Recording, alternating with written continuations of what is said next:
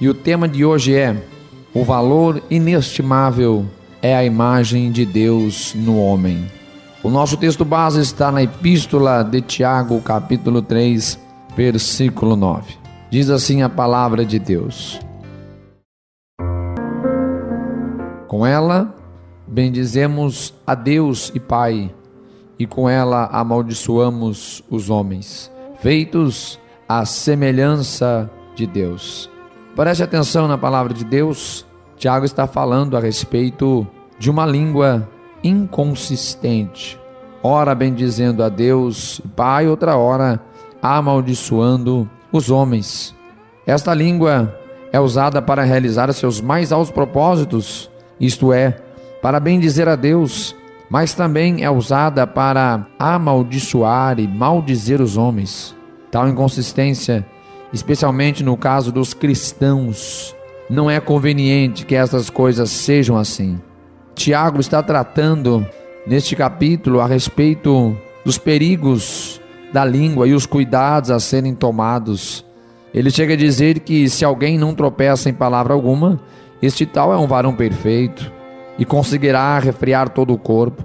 Ele chega a usar o exemplo do pequeno leme que governa todo um navio. Ele se refere a este pequeno membro, a língua, a respeito de um bosque que pode ser incendiado por um pequeno fogo. Preste atenção, tudo que Tiago vai dizendo a respeito da língua é para chegar a este ponto onde nós fizemos a leitura no versículo 9.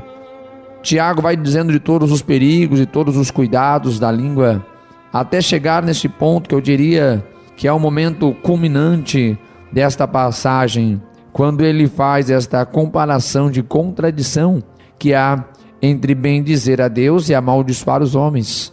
Tiago vai dizer que de uma mesma boca não pode sair bênção e maldição. Isso não convém, isso não deve acontecer. É isso que Tiago está dizendo. De um manancial doce não pode sair água amargosa. Uma figueira não pode produzir azeitonas e uma videira não pode produzir figos. Preste atenção, duas coisas nós já estudamos aqui: a grandeza do Deus Criador. Servimos a um Deus grande, a um Deus poderoso. Nós já identificamos o quão poderoso é este Deus, a respeito daquilo que Ele fez, a respeito daquilo que Ele é. Temos grandes obras que isto testificam deste Deus, o qual tem preeminência em tudo, o qual é digno de glória em todos os sentidos. E já estudamos aqui também a respeito do homem feito à sua semelhança, o qual é chamado também de coroa dessa tão grande criação.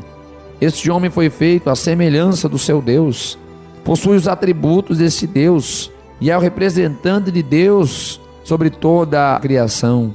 Tiago está tratando desta contradição.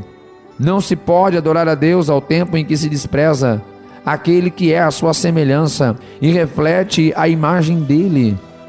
Preste atenção, antes de adorar, precisamos conhecer a quem se adora.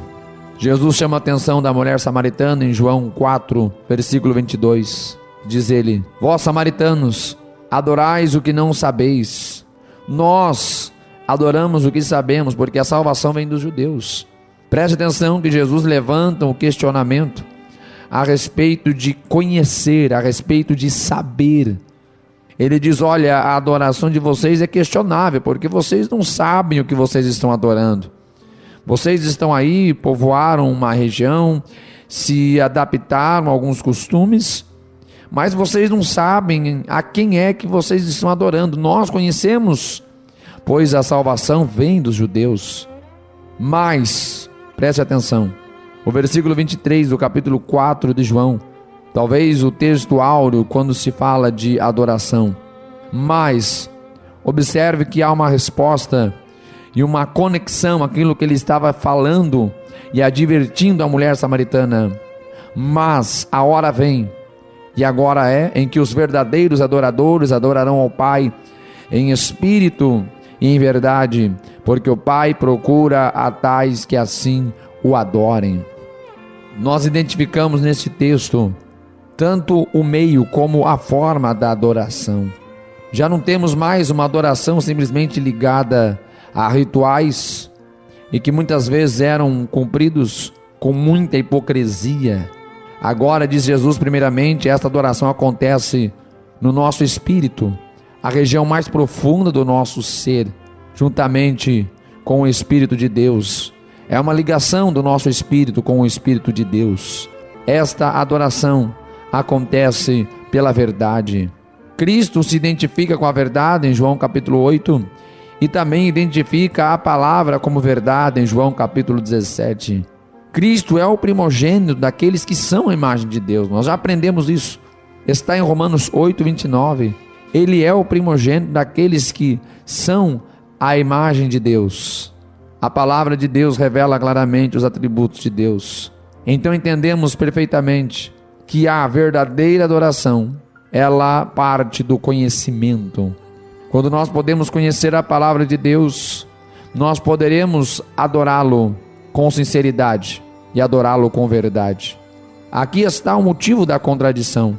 Se alguém ainda maldiz o seu irmão, é porque é incapaz de identificar a semelhança de Deus, não conhece verdadeiramente a Deus e seus atributos refletidos nos salvos. Por isso, ainda vive nessa conduta de maldizer o seu irmão. Diz que adora a Deus, mas maldiz o seu irmão, porque na verdade ele não conhece a Deus. A sua adoração é questionável, porque Tiago está dizendo, não tem como sair da mesma fonte água doce e água salgada. Preste atenção na palavra de Deus. Se amamos a Deus, nós amaremos também tudo o que dele testifica. Para concluirmos, eu gostaria de ler o texto que está na primeira epístola de João, capítulo 4, versículo 20. Se alguém diz, eu amo a Deus, e odeia a seu irmão, é mentiroso. Pois quem não ama a seu irmão, o qual viu, como pode amar a Deus a quem não viu? Os salvos refletem a glória do seu Criador. Fomos criados e feitos à imagem e semelhança do Senhor. Em Cristo, nós temos a restituição desta imagem e desta semelhança, pois os atributos comunicáveis de Deus estão na nossa vida. Se nós podemos identificar a glória e a imagem deste Deus na vida do nosso irmão, é porque de fato nós já conhecemos a este Deus. Esta adoração parte do conhecimento. O amor a Deus parte da referência do amor que temos pelo nosso próximo. Só podemos expressar verdadeiramente este amor ao Pai se nós já aprendemos a amar os seus filhos. Se o amor do Pai está em nós, nós amaremos o nosso semelhante. Se nós bendizemos a Deus em verdade, pela verdade que conhecemos, de maneira alguma nós amaldiçoaremos ou vamos maldizer o nosso semelhante, que foi feito à semelhança de Deus.